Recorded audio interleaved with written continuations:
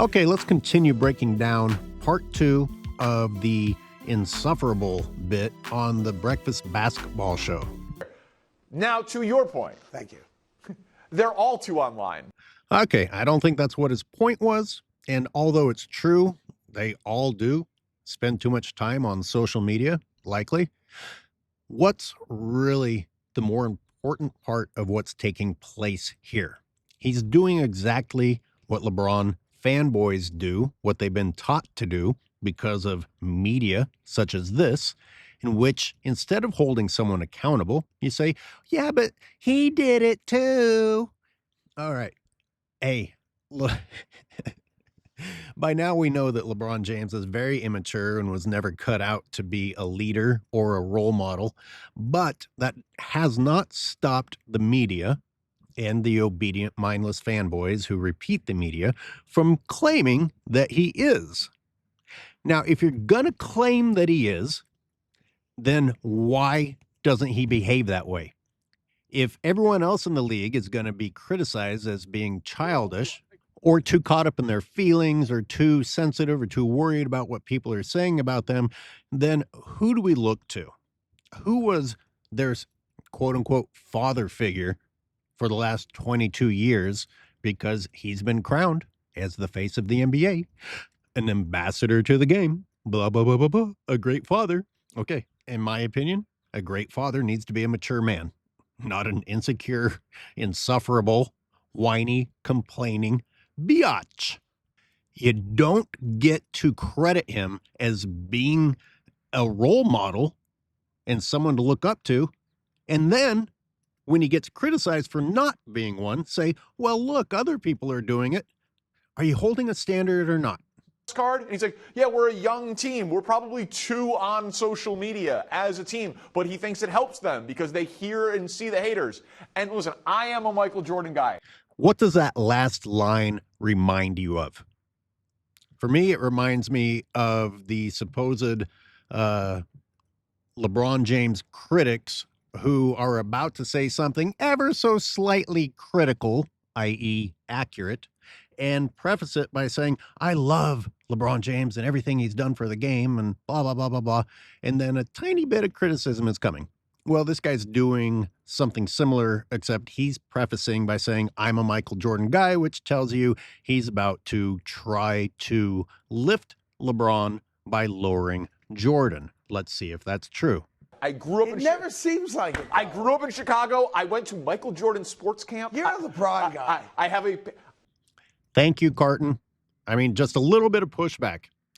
How many people beg for a tiny bit of pushback on these talk shows? And that's what we're seeing here. And the other co-hosts can push back. But at this point, it's refreshing for there to be pushback at all. I believe you can be both. No, you can't. I believe you can. It's Hatfields and McCoys. I disagree. You can't. I disagree. They didn't. They're a little bit sidetracked here. I'm going to address this briefly. I agree again with Carton. I don't think that you can be both, but that's because I think that they represent different things. I think that they are polar opposites of each other. Even if you like LeBron James's game, well, it's not Michael Jordan's game, and you certainly can't compare their personalities. So to me, I agree with Carton. You can't be both because you're saying that you like polar opposites. Maybe you do. Maybe you do have an explanation for why you like a guy who is the polar opposite of the other guy that you like. But what a weak stance. That's not interesting. Their careers You can know cross you paths. can't be both. I have no problem being both. Here's the thing, though. Do you guys actually believe that Michael Jordan, do you actually believe that Michael Jordan, if he played in this era, the guy who used getting cut from his high school basketball team as motivation? All right, you see where he's about to go with this. I had to pause it because on the live show with Sports and Fitness Rants the other day, I used a little bit of the show and got flagged. So I got to pause this pretty often. But the gist is that I basically claim that Michael Jordan would have been as insecure as LeBron James if he was going through this social media era.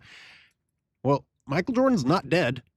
he is going through it, and he constantly gets attacked by the media, and for the most part has stayed quiet. But we'll dig deeper into that in a moment.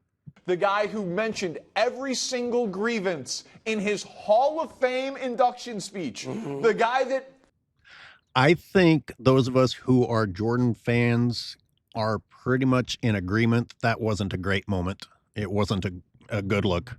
If you wanna check mark flaws in Jordan's career and post career, I would agree that that wasn't great.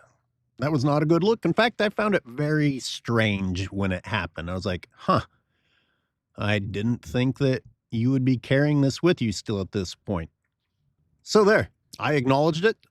I admitted to it. Nevertheless, I don't think it's the same thing. I mean, Jordan went home and expressed his disappointment with his parents, and his parents said, well, do better. Got us through the pandemic with programming by laughing at video of Gary Payton. I had no problem with the glove. Again, probably one of the least favorite parts of The Last Dance. It was unnecessary, even if he really felt that way. I don't know. Something about that felt like it didn't need to be included and was not a great moment. I agree. Nevertheless, is this enough evidence to convict Jordan of being as petty as LeBron James? I don't like to play the what if game because we didn't have Twitter, etc. back then. And therefore, what can you do except play the what if game?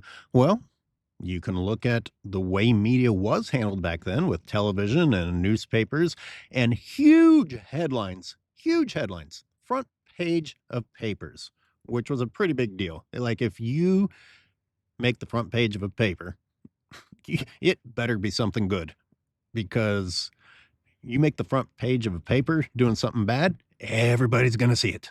Sports Center, for example, or the nightly news, the sports segment of the nightly news, without the distractions of multiple sources for you to go and look for whatever media has been customized to what you want to see, you're going to see the biggest news, because that's what everybody's reporting on, actual news. So if Jordan effed up, everybody's going to see it. If Jordan was great, everybody's going to see it. And you know what didn't happen?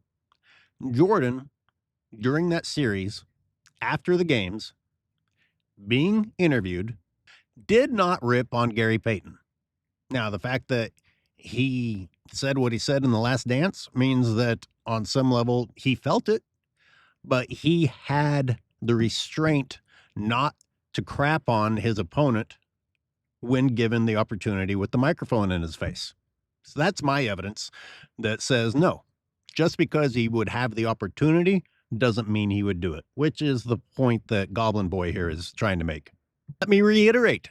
The strategy of LeBron James fanboys, la media, is to try to exonerate LeBron James of his childish behavior by trying to convict other people. Make other people be guilty. That way LeBron doesn't look that bad, instead of just expecting LeBron to actually be a shining example. And I'm saying this is a BS attempt. I think that there's way more evidence that Jordan would have kept his mouth shut and handled business on the court. Then here's a great point. LeBron James fails and then talks. He comes up short and then talks. At least Jordan delivered, which is, again, more evidence explaining why Jordan doesn't feel the need to talk as much as LeBron James. It helps when you're an actual winner. It helps when you know deep down in your soul that you are the best. Helps you keep your mouth shut. When deep down in your soul you know that you aren't the best, well, as LeBron James is providing ample evidence, you become insufferable. Like, do we actually believe that if Michael Jordan played basketball in the 2020s, that he would not be looking at comments on social media and using them as fuel? He would never say a word about it publicly. You're out of your mind. He wouldn't. That is just devoid of history. He would look at it, but I don't know that he would comment on it. There we go. That's basically what I'm saying. I'm not pretending that he would be unaware. I'm not saying that he would go through life ignoring all of it, but how he would react to it would certainly be different than the way LeBron James reacts to it. And we do have examples. It doesn't have to be digital social media for us to have examples. Sam Smith's book, he felt betrayed because Sam Smith was a Chicago Bulls beat writer with inside access, and he used that inside access to benefit himself by revealing some things that were probably considered private. And what did Jordan do? Well, he boycotted Sam Smith for a while. And then when the media talked trash about the gambling, well, he came back and shut them up by beating the crap out of the Knicks. When they talked shit about his father's death, he boycotted the media again. Silence is a lot louder than words when you have the actions and the results to go with your silence. You don't need to say something. LeBron makes more noise with his mouth than he makes with his game.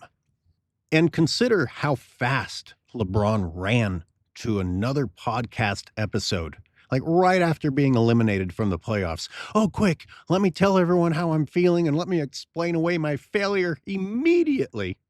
And here we are talking about something that Michael Jordan said in a documentary, 20, 30, whatever years the actual interview footage was shot later. And there's been time to marinate. There's been time to hear stories created by the media that Scottie Pippen was the one to shut down Gary Payton, or Dennis Rodman, of all people, was the reason that they beat the Sonics. All these things. And all you got against Jordan is that he admittedly, arrogantly said, I had no problem with the glove. Well, guess what? He fucking won. So maybe he did have no problem with the glove. At least he won and talked smack. And again, I don't think he needed to. But Jesus, you're using that to compare him to LeBron James? I will. So you think Kevin Durant use and LeBron James and James Cook and Tyrese Halliburton and 10,000 other examples of modern-day amazing athletes that I can give you. Yes. Michael Jordan, for some reason, would draw the line. For some reason? Don't pretend like you don't have ample evidence. Plenty of considerations here as to why Michael Jordan isn't like any of those people. Really? You're lumping Michael legendary Jordan in with these divas of today's game? Oh, I'm sure if they act that way, then Michael the GOAT Jordan would act that way. That's dumb. That's just ridiculous logic. Or lack of logic, I guess is how I should say that. How do I prove that? Well, I can't. Just like he can't prove his point. But I can argue that my point makes more sense than his. Michael Jordan stands above everyone else, both in his behavior and his game. And your angle, Goblin Boy, is to pretend that, well, of course, Michael Jordan would act the same as all of these other people. That makes no sense. He's not like them. And let me cover bases here at the risk of sounding like I'm going overboard with Michael Jordan worship. I would give that credit to a lot of guys from the old school who just knew better, who were just raised better, who just had a better level of decency in their behavior, in their self-control, in their ability to act like mature men. Not saying that he wouldn't invent reasons like social media to fuel him to win, I don't know, 7 straight, 8 straight, 9 straight. Remember, he never lost the championship. Your hero has lost a lot of them. But it was never his fault because he just didn't have enough talent around him. He was an underdog in all the finals he lost except for the Dallas. Boy, that underdog, excuse is one of the worst ones. And it seems like I've been hearing it a lot lately. The media tells you what to think, and you fanboys start spewing it out, and then all the fanboy channels start spewing it out. Oh, man. And real quick before I get into that, so Craig Carton is like, yeah, guess what? Maybe Jordan would have used this as more fuel instead of just being satisfied to retire on top. Maybe he does get a little bit petty and say, okay, you guys wanted it. I'm just going to stick around and keep dominating, which there's no reason to think that that wouldn't have happened when he is continuing to win back-to-back championships as league MVP, as finals MVP. I guess they gave the regular season MVP to Karl Malone one of those championship years, which everyone knows it was a fatigue thing and that Jordan still deserved it. And how much do you hear?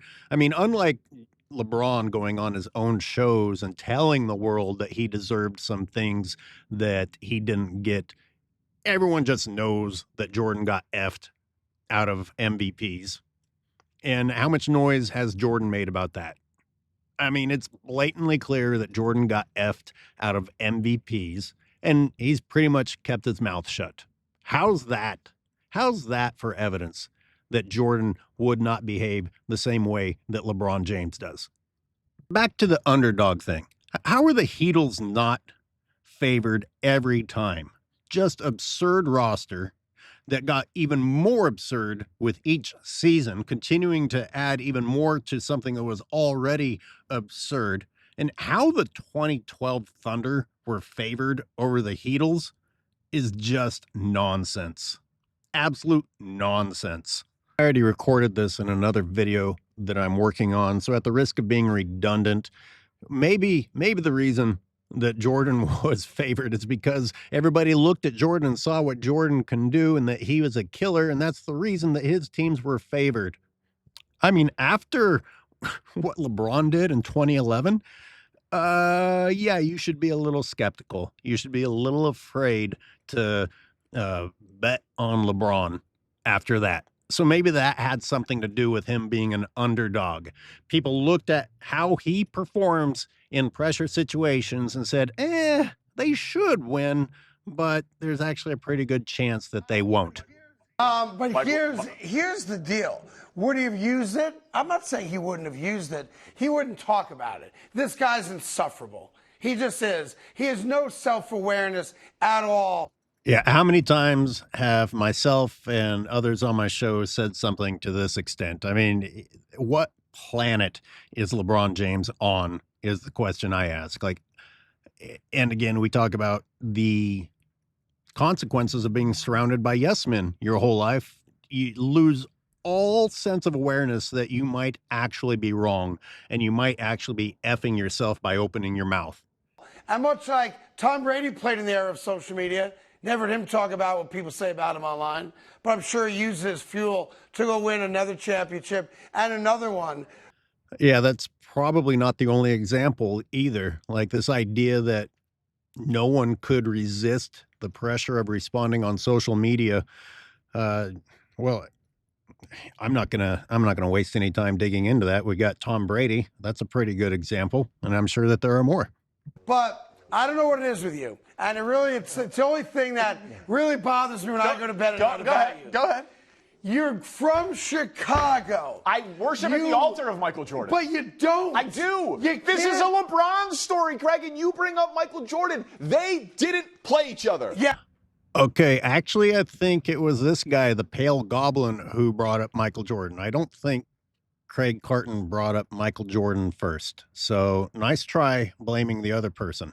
You did it. In fact, I already pointed it out. You brought up Michael Jordan in a desperate attempt to try and lift LeBron James by claiming that Michael Jordan would have behaved like LeBron James. And we all know that Michael Jordan is nothing like LeBron James. So to say that they would behave the same way is dumb. Yes, but I'm asking you to pick one. Michael Jordan. But it never seems like it. I'm going to praise this show again just for the simple fact that there's actual pushback. Like someone actually said, no, sorry, you can't claim that you're a Jordan fan and a LeBron fan.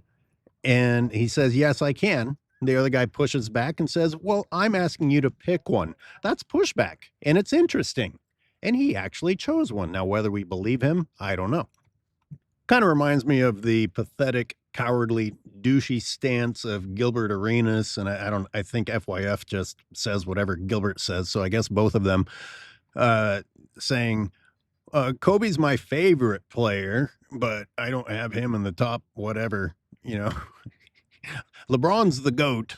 No, Michael Jordan's the GOAT, but I'm going to make a career of praising LeBron James and trying to sneakily say that LeBron is better while out of the other side of my mouth say that Jordan's the GOAT, Kobe's my favorite, and I'm going to make a career disrespecting both of them. Nice.